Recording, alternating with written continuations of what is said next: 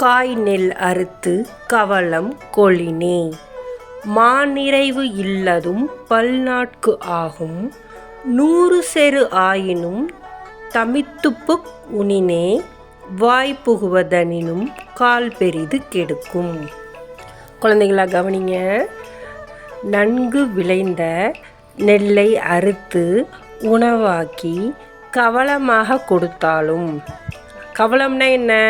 யானைக்கு நம்ம ஒரு ஃபுட்பால் அளவு இமேஜின் பண்ணிக்கிங்க. ஒரு ஃபுட்பால் அளவு சாப்பாட்டை எடுத்து உருட்டி கொடுப்பாங்கள்ல, அந்த மாதிரி கவளமாக நம்ம எடுத்துக்கிட்டாலும் ஒரு மாவிற்கு குறைந்த நிலமாயினும்.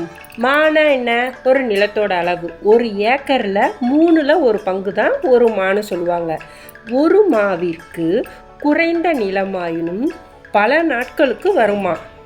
ஆனால் 100 மடங்கு பெரிய வயலாக இருந்தாலும் ஒரு யானை தனித்து சென்று உண்டால் அது வாய்க்குள்ள புகுந்த நெல்லை விட கால்களால் மிதிப்பட்டு அழிந்த நெல்லின் அளவு தான் அதிகமாக இருக்கும்னு சொல்கிறாங்க.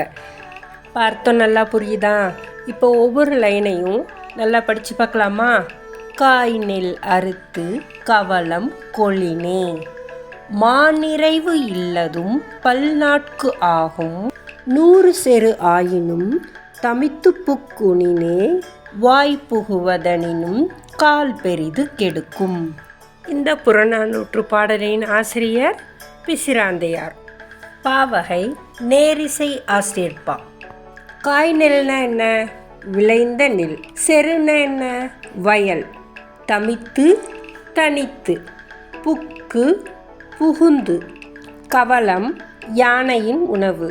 மானா ஒரு நில அளவு. ஒரு குழி 144 சதுர அடி.